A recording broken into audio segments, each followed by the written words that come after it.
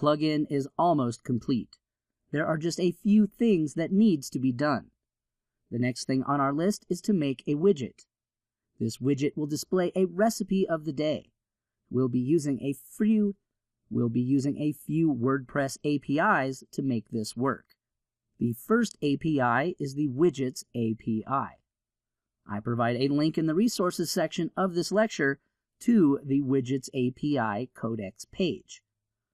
WordPress provides some really good examples on how to implement your own widget. We will also have to use some object-oriented programming to create a widget.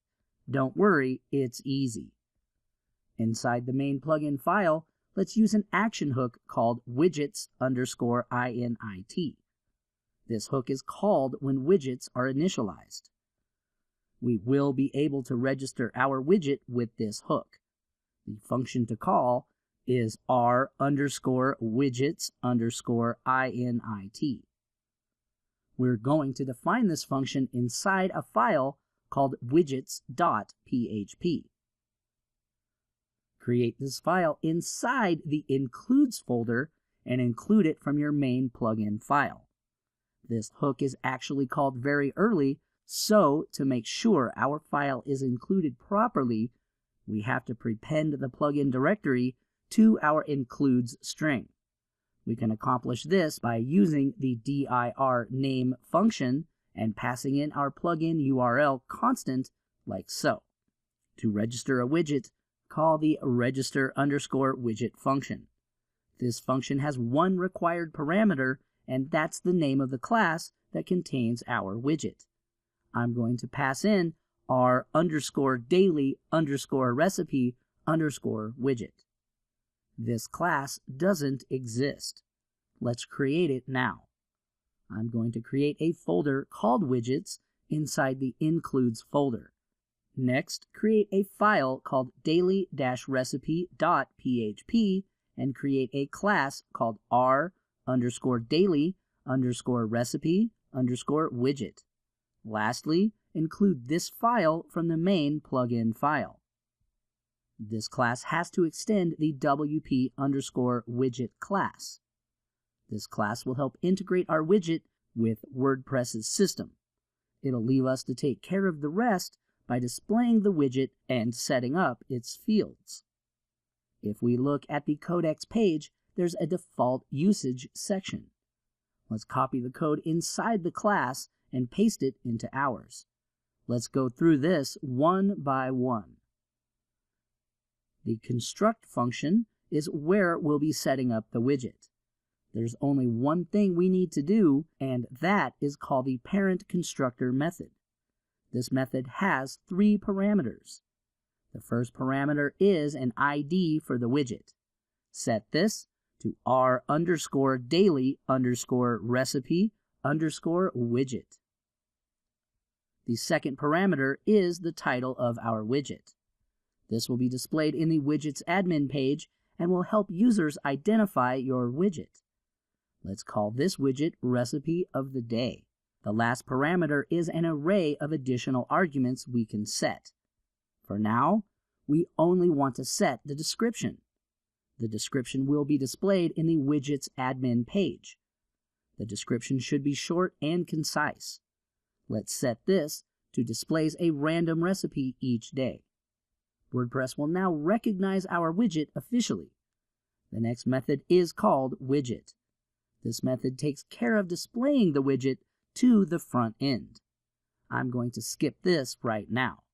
I promise we'll get back to it later. The third method is form. WordPress will call this method if we have a form that will allow the user to customize this widget. You're passed a variable named instance. This contains the form values of the current instance of the widget. Our widget isn't super complex. We only have one field, and that's the title of the widget. First, let's create some default values.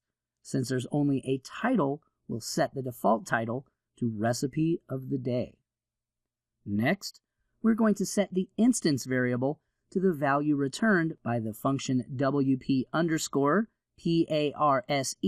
get_args. This is a utility function provided by WordPress. This method will merge two arrays together and return the merged array. If the instance already has a title, then the default won't override that title. Otherwise, the title will be set from the default array. This will guarantee that we have a title set whether this is a new instance or not. Let's start displaying our fields.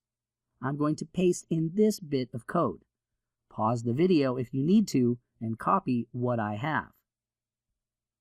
Let's go over what this code does.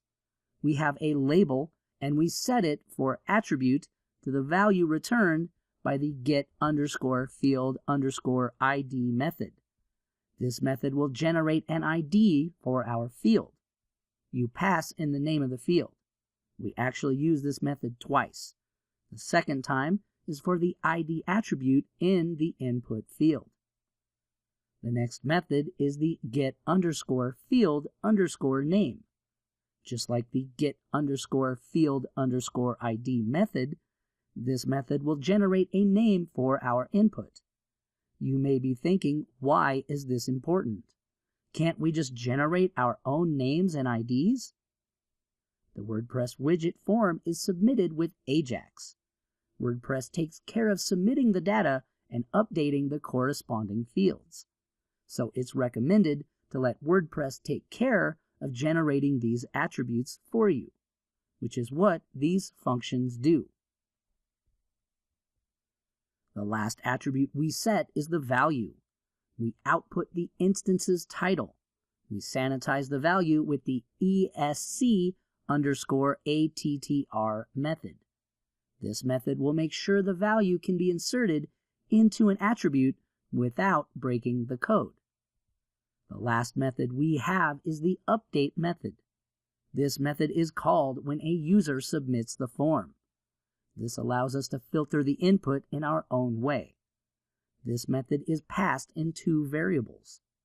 The first is the new submitted data, and the second is the previous instance data. I'm going to create a new variable called instance. This will contain all our widget settings. We only have one setting, which is the title. So we'll set the title to the new instance's title. We're going to just sanitize the title by stripping any tags from the input. Then you have to return this instance so WordPress can then save our widget's settings. Before we finish, let's go back to our widget method and echo out a simple recipe of the day message. We'll be changing this later. Let's go to the widget admin page and you'll find your widget ready to use. Add this widget to your sidebar and place it at the very top. WordPress takes care of setting up the UI for us and displaying the form. We can actually change the title and it will be updated properly. Let's view our site and you should see our widget being outputted onto the sidebar. The widget method is called to display the widget. Now the question is, how do we display a recipe of the day? We have to take care of picking a random recipe and make it last for a day. Then our widget should refresh the recipe the next day. We can do this a number of ways, like using the Options API.